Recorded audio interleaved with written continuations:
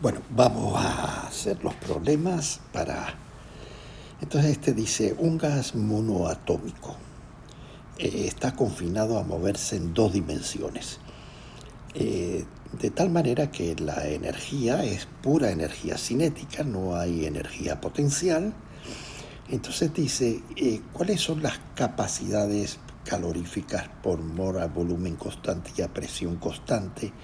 ¿Y cuál es gamma en este gas? En este gas.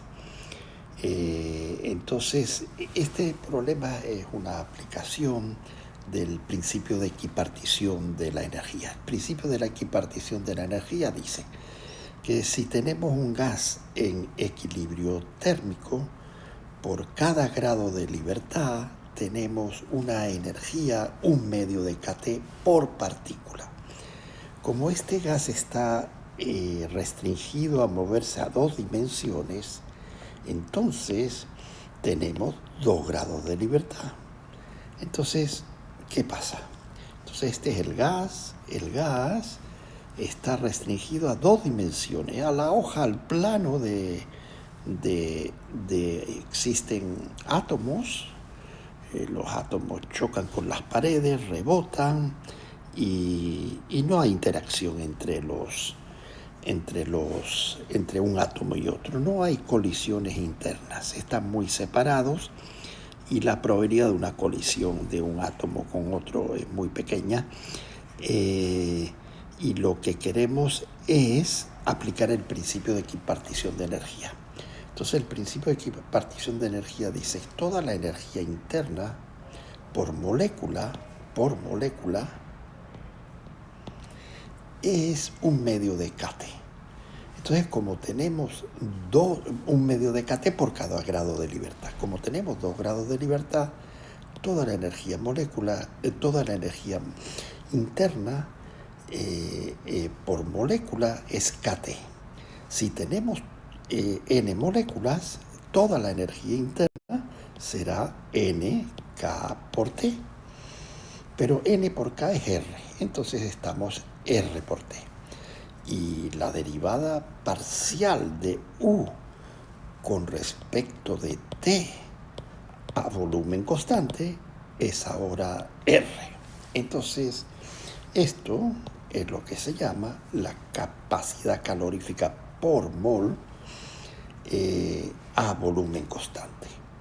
Y ahora lo que nos está diciendo es ¿quién es C sub B? Bueno, es R.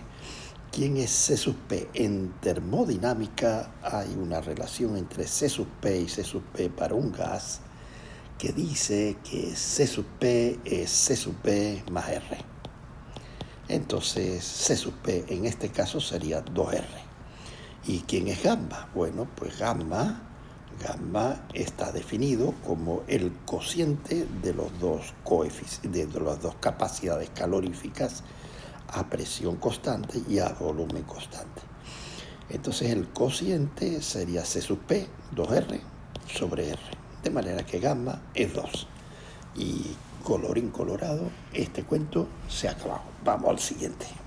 Bueno, este problema dice, considere un container de átomos de hidrógeno a 300 grados, claro, en estado gaseoso, no está en estado sólido. No está a temperatura 4 grados centígrados ni nada de eso, entonces está en forma gaseosa y dice, compute, calcule, ¿no?, el número de átomos que hay en el nivel n igual a 2. Es decir, tenemos n átomos de hidrógeno, cada átomo de hidrógeno tiene sus niveles de energía y como tenemos n átomos de hidrógeno, queremos saber a temperatura T igual a 300 grados Kelvin, cuántos átomos n, de los n átomos que hay, qué fracción hay en el nivel de energía 1, entonces lo llamaremos la cantidad N1 de átomos, y en el nivel de energía 2, cuál es la cantidad N2 de átomos. Entonces, ¿cuál es la suposición que estamos haciendo aquí? La suposición que estamos haciendo aquí es que este gas se comporta de acuerdo a la estadística de Maxwell-Boltzmann. Y lo que vamos a usar entonces es la estadística de Maxwell-Boltzmann para calcular el número de átomos que se encuentra en el estado n igual a 1, el número de átomos que se encuentra en el estado n igual a 2, y dice, computa el número de átomos que se encuentran en los que se encuentran en n igual a 2, los que se encuentran en n igual a 3, y los que se encuentran en n igual a 1 y la relación. Entonces, digamos, n debe ser igual a n1 más n2 más n3. El número de átomos que se encuentra en el nivel de energía 1 más el número de... Y suponemos que no hay más. Suponemos que todos los átomos... Dice, ¿a qué temperatura? La segunda pregunta, ¿a qué temperatura 1% de los átomos estará en el nivel n igual a 2? Bueno, yo creo que una temperatura muy alta, que la mayoría de los átomos de hidrógeno mantienen su electrón en el nivel fundamental, que a una temperatura muy alta ese electrón pasa a un nivel de energía n igual a 2, de manera que hay muy poca población de electrones en los niveles n igual a 2, salvo a muy altas temperaturas. Y luego dice a qué temperatura, a la temperatura que encuentren, encontrar la fracción de átomos. Bueno, vamos a hacerlo, venga, vamos a hacerlo. Entonces, si recuerdan, la estadística de Maxwell-Boltzmann decía que el número de átomos que se encuentra en el nivel de energía E por dd es el número de estados que hay entre E y dd, multiplicado por el factor de Maxwell-Boltzmann, que es la estadística, es la función de probabilidad de ocupación de los estados. Y la probabilidad de ocupación de los estados por el número de estados da el número de partículas que hay entre E y E más dd. En este caso, la energía es la energía de un átomo de hidrógeno. Y si recordamos, la energía E sub n de un átomo de hidrógeno viene dada como menos 3.6 electronvolts dividido entre n cuadrado. De manera que la energía E, el primer nivel de energía n igual a 1 es menos 13.6. El segundo nivel de energía n igual a 2, bueno, hay que calcularlo, y sería E sub 2, sería menos 13.6 sobre 4, que es aproximadamente menos 3.4 electronvolts. De manera que el segundo nivel en el átomo de hidrógeno se encuentra en menos 3.4 electronvolts. Entonces el 0, vamos a dibujarlo bien,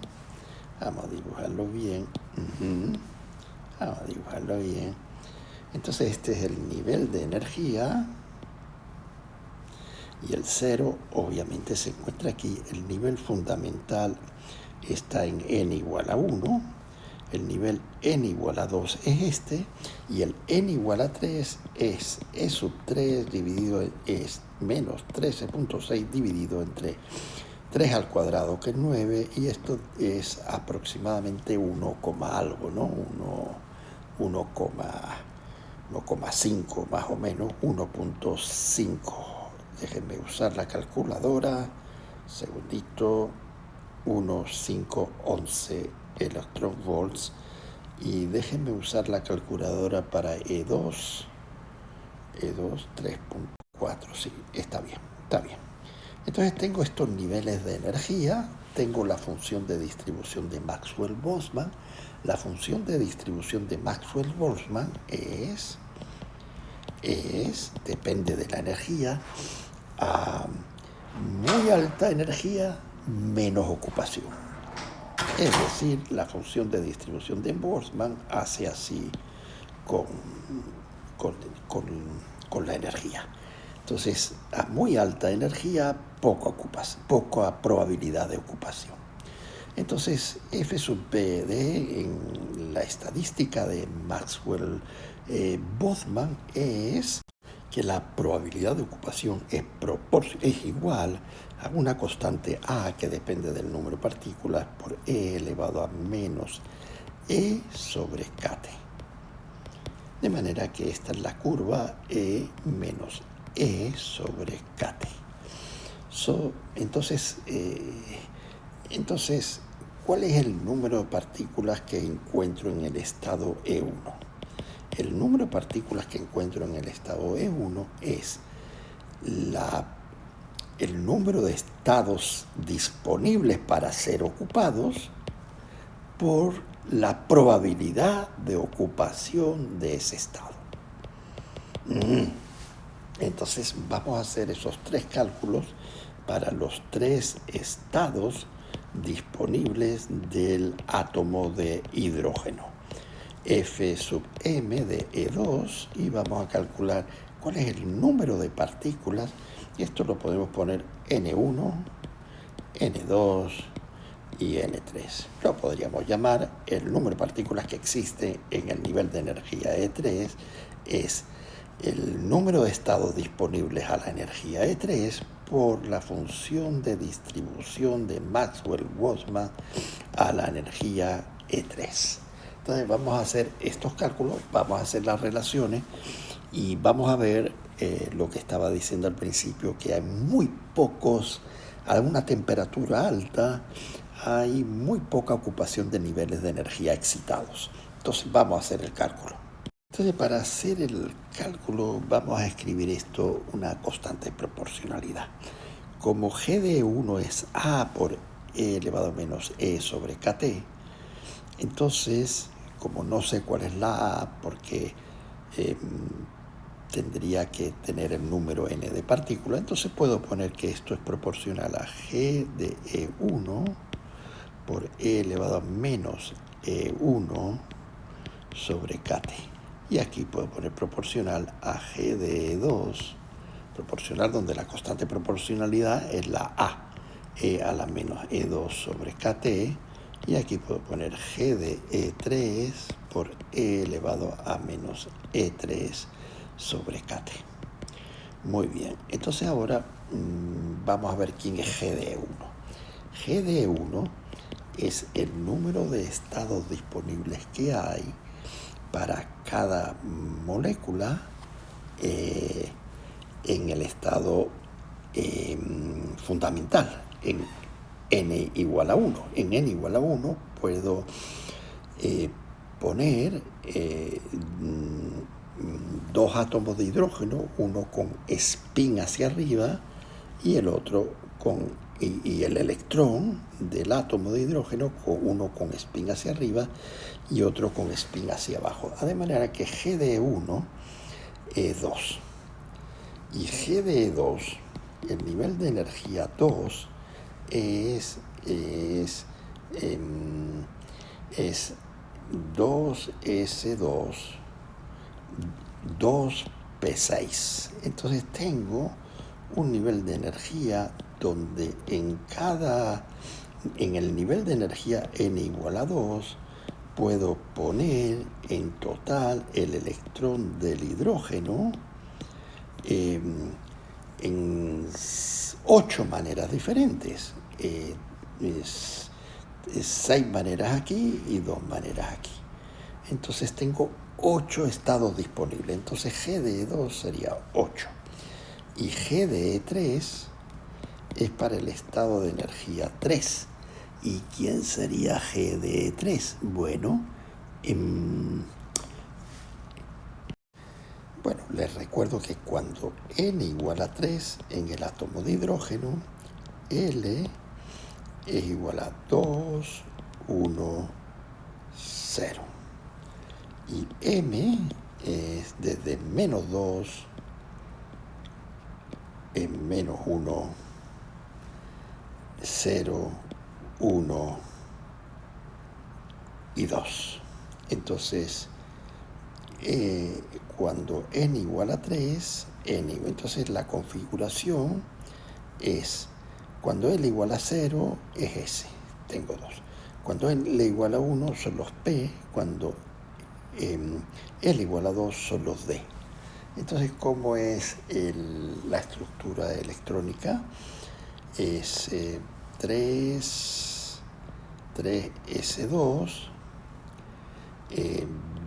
3P6, 3D10. De manera que hay 18 estados posibles. De manera que G de 3 es 18. Entonces ahora vamos a hacer los cálculos. ¿Qué tenemos? Tenemos que en la primera parte lo que nos están pidiendo es cuál es la relación N3 entre N1 y cuál es la relación entre N2 y N1. Y ya tenemos toda la data aquí. ¿Quién es N3? N3 es 18 veces E elevado a menos E3, E elevado a menos E3 sobre KT. ¿Y quién es N1? N1 es 2 veces E elevado a menos E1 sobre KT. ¿Y cuál es la división? La división es 9 por E elevado a menos E3 sobre KT por E elevado a más E1 sobre KT, o 9 veces E elevado a E1 menos E3 sobre todo ello dividido entre KT, o igual a 9 veces E elevado. E1 es menos 13.6 menos E3 es menos 1.5, menos más 1.5, punto 11. Entonces, dividido entre KT. Y entonces esto es del orden de 9 veces E elevado menos 13.6 más 1.5 del orden de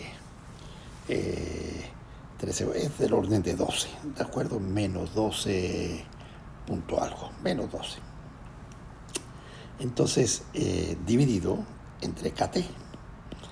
Y este 12 está en electron volts. Y este KT lo tengo que escribir en electron volts para hacer un cálculo correcto. Entonces vamos a hacerlo, el cálculo correcto sería N3 sobre N1 es 9 veces E elevado a menos 12 dividido entre KT, pero KT es del orden en electron volts, y este es un dato que ustedes se tienen que tener en la... es un cuarto de electron volt, sería 0,25, ¿no? Y no es un cuarto, es un cienavos, es 0.025 electron volts.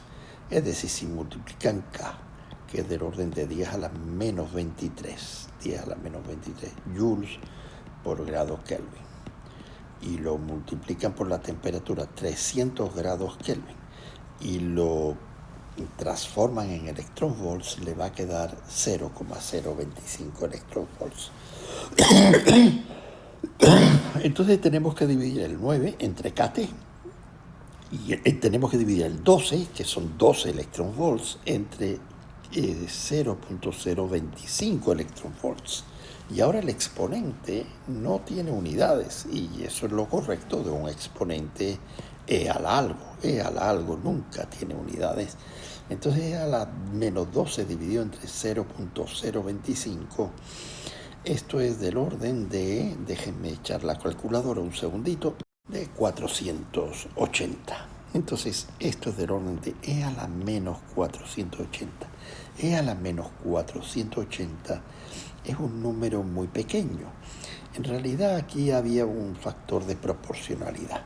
Entonces eso quiere decir que N3 es proporcional a 9 veces E elevado a menos 480 por N1. Eso quiere decir que N3 es muy chiquito respecto de N1. Entonces vamos a hacer el mismo cálculo ahora con N2. Vamos a ver, es decir, si es muy chiquito, entonces N3 se aproxima a 0. Es prácticamente 0, ¿no? Entonces, si hacemos el mismo cálculo entre N3 y N2, por favor háganlo ustedes y va a dar un número diferente, pero también el N3, N2 entre N1, disculpen, si hacen el mismo cálculo para N2 entre N1, se van a dar cuenta que N2 también, este número, la relación va a quedar muy chiquita. Lo calcula. Entonces N2 es mucho menor que N1, de manera que N2 tiende a 0. De manera que a temperatura 25 grados centígrados, 300 grados centígrados, usted no consigue excitar los electrones a niveles de energía más altos. Usted necesita una temperatura mucho más alta.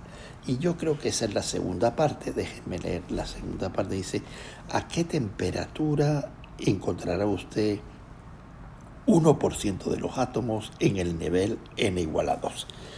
Vamos a resolverlo.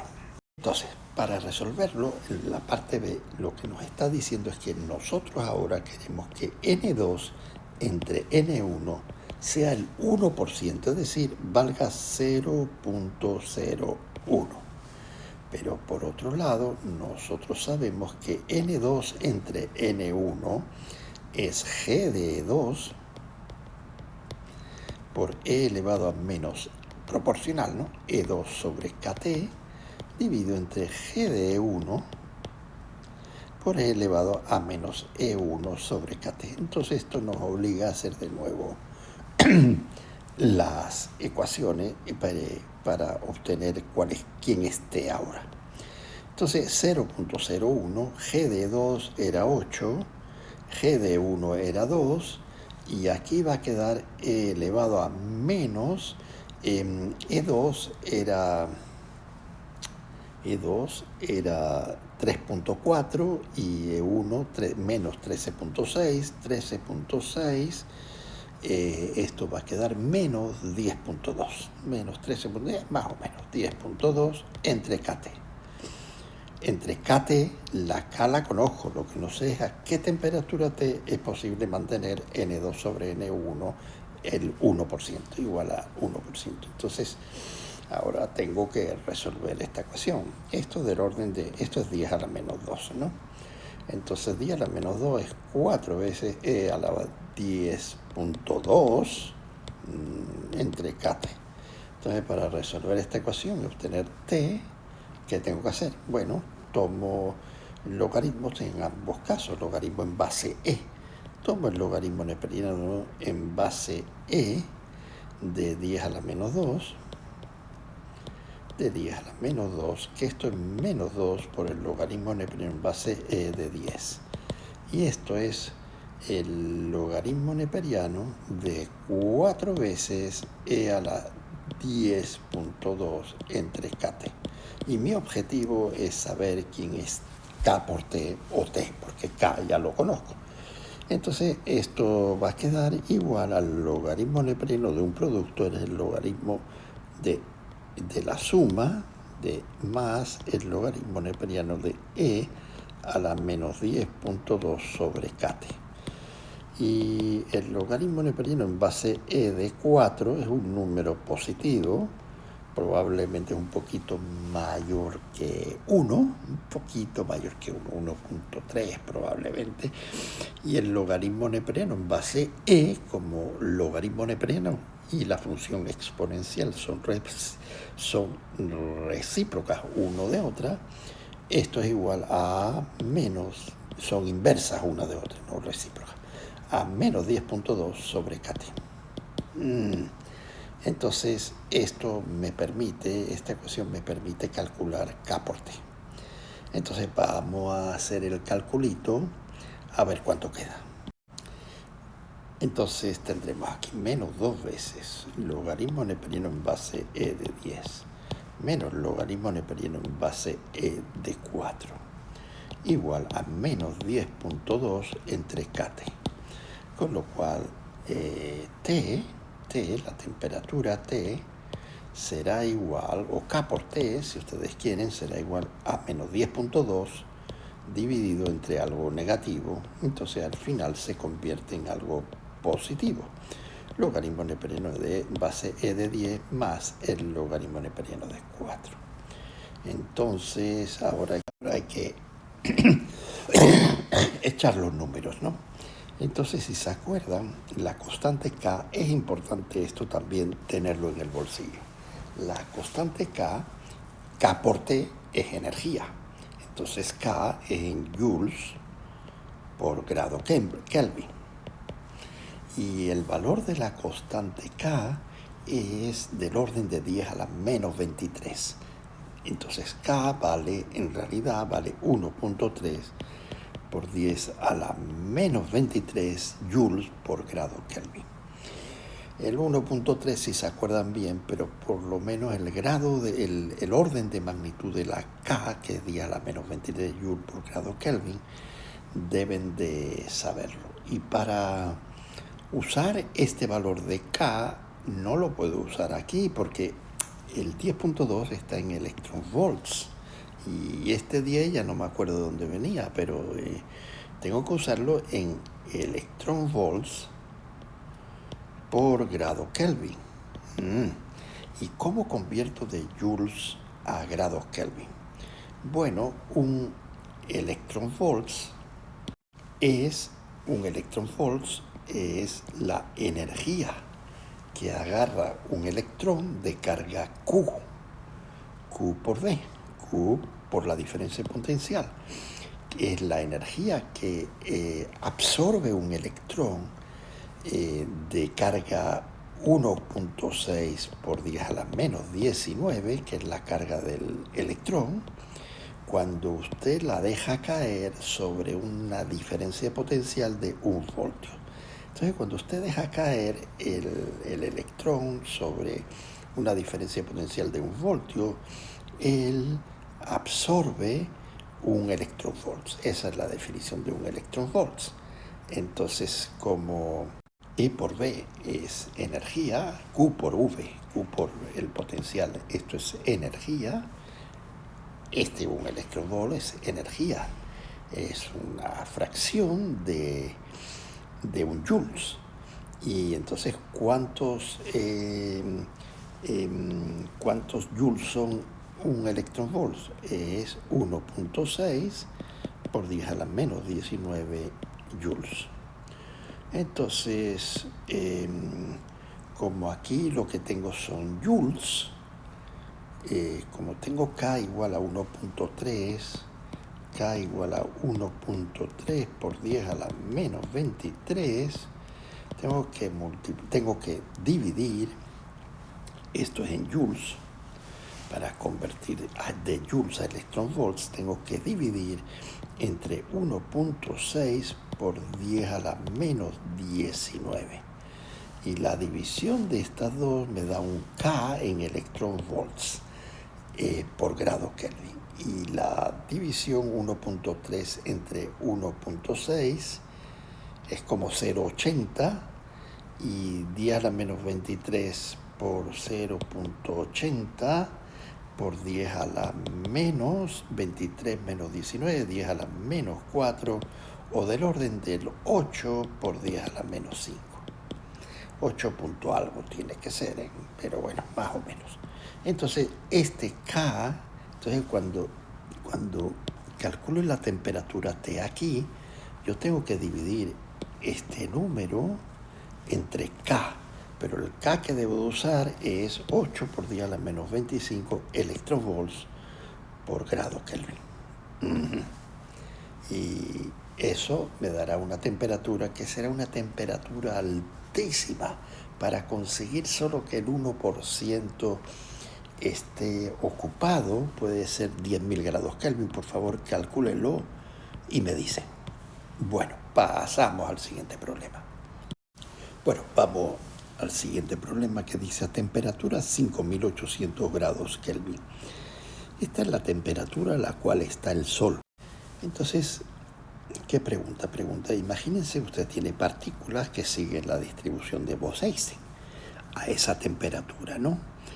Entonces dice, at what energy will they calcular la energía a la cual la función de distribución a temperatura T igual a 5800 grados Kelvin, f de PE es igual a 0 y considere alfa igual a 0. Si se recuerdan, la función de distribución de Bose-Einstein es igual a 1 sobre e elevado a una alfa que depende del...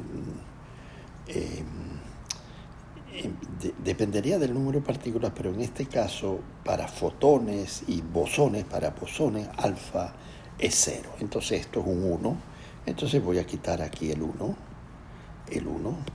Entonces va a quedar E elevado a KT, E elevado a la energía E sobre KT menos 1.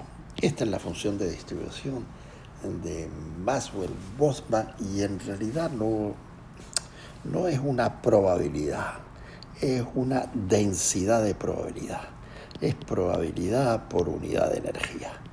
En el caso de Fermi-Dirac y Maxwell-Boltzmann es una probabilidad de verdad.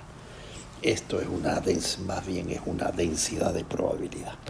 Entonces lo que dice es, si yo quiero que esto valga 1 y yo estoy a temperatura 5800 grados, ¿a qué energía estoy? Bueno, pues estoy a la energía que diga aquí, es decir, 1 sobre E elevado a E sobre K por 5000 menos 1. Y como E elevado a E sobre KT sobre K por 5000, K por 5000, bueno, vamos a hacerlo. Entonces lo que hay que hacer aquí es simplemente despejar un poquito. Entonces, si la trabajamos algebraicamente, esto va a quedar E elevado a E sobre KT, multiplicando esto por 1, menos 1, igual a 1, ¿no? Entonces, E elevado a E sobre KT tiene que ser igual a 2, de manera que, tomando el logaritmo neperiano de E, de este número, el logaritmo neperiano de E elevado a E sobre el número E elevado a EKT, como son funciones inversas, es E elevado a KT. Si tomo logaritmo neperiano en ambos lados, aparece el logaritmo neperiano de 2.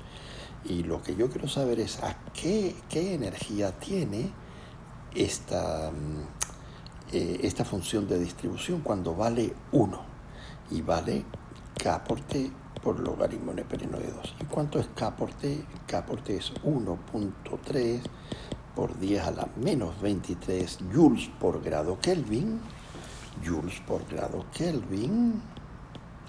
multiplicado por los grados Kelvin, que serían 5000, 5 por 10 a la 3, y por logaritmo neperiano de 2, que es como 1 y piquito. Entonces, ¿esto cuánto quedaría? Bueno, en electronvolts, ¿cuánto quedaría? Porque hay que medir la energía siempre en electronvolts. Aquí hay 5 por 10 a la 3, entonces aquí hay 1.3 por 10 a la menos 20. Y por el logaritmo neperiano de 2, el logaritmo neperiano de 2 es logaritmo neperiano en base E, este es el 1, logaritmo neperiano de 1 es 0, el E, el logaritmo neperiano de E es 1, entonces el logaritmo neperiano del número 2 está antes del 2,7 de E y es un número un poquito menor que 1, probablemente 0.8. Entonces si multiplicamos 1.3 por 0.8, pues dará 1.3 por 0.8. Bueno, vamos a ver los órdenes de magnitud, ¿no? Y por 5. Entonces vamos a agarrar la calculadora de 5 por 1.3 y por 0.8, suponiendo que el logaritmo neperiano de 2 es 0.8, que no lo sé, y aquí va a quedar por 10 a la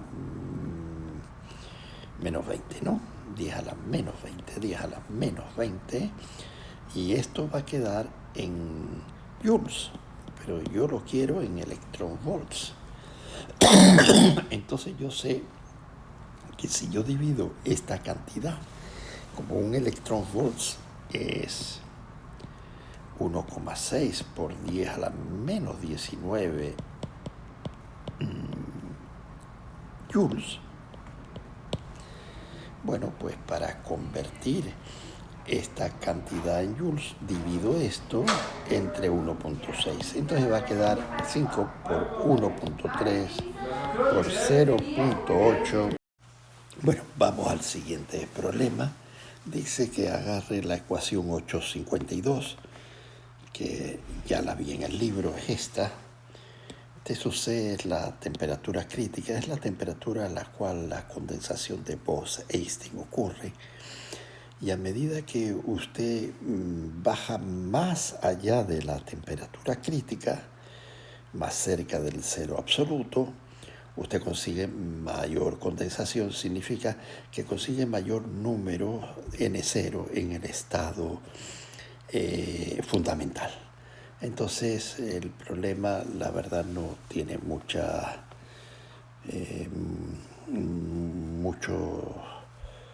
interés, en el sentido de que el cálculo es muy sencillo, ¿no?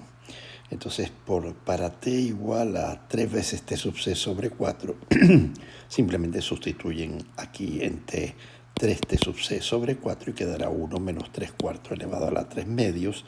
Quiere decir que n0 sobre n es del orden de 1 menos 0.64, es 0.36. Significa que n0 es el 36% del número total de partículas. Quiere decir que a una temperatura 3 cuartos de Tc ya hay condensación de Bose-Einstein, y el número de partículas que hay en el estado fundamental es el 36%. Si van al último caso de T sub C sobre 8, un octavo de la temperatura, un octavo T sub C sobre 8, si ustedes van a T sub C sobre 8, ustedes verán que se están acercando al cero absoluto. Y ahora el cálculo va a decir que el número N0 es del orden del 95% del número total N de partículas. Entonces, N de partículas. Entonces, este es el problema. Vamos al siguiente. El siguiente problema está basado en la ley de Stefan. La ley de Stefan dice que la energía por unidad de área, por unidad de tiempo que llega de un objeto que es un cuerpo negro, es proporcional a la temperatura a la 4. En eso están basados los termómetros que te miden la temperatura cuando sin tocarte, ¿no? Te están midiendo la temperatura. Lo que están midiendo es cuánta energía por unidad de área y por unidad de tiempo están llegando al aparato. Estos son los aparatos que se usaban durante el coronavirus para no tocarte, y dan una medición bastante exacta. Entonces, básicamente el cálculo es el mismo cálculo que hace el termómetro, ¿no? Entonces, lo que está diciendo este problema es que, ¿qué pasa? ¿Cuál es el cambio de energía por unidad de área y por unidad de tiempo? ¿O cuál es el cambio de la radiancia, la fracción de cambio de la radiancia? Es decir, si usted tiene una radiancia R y usted ahora disminuye la temperatura. Si usted disminuye la temperatura, el objeto va a radiar menos energía. Y la nueva energía R que va a radiar es R', digamos. Y hay un cambio en la radiancia, y el cambio en la radiancia es delta de R. Y este cambio dividido entre R es la fracción de radiancia que disminuye por unidad de radiancia, por unidad total de lo que estaba radiando. Entonces, como la radiancia, la energía por unidad de área y por unidad de tiempo es sigma por T a la 4, pues aquí no hace falta ni conocer la constante de Stefan Boltzmann, sigma, sino que simplemente al evaluar para delta de R es T final, cuando este final es sigma por T final al cuadrado, pero T final es 0,95T menos T inicial. Entonces la radiancia inicialmente es sigma por T a la 4. De manera que esto es sigma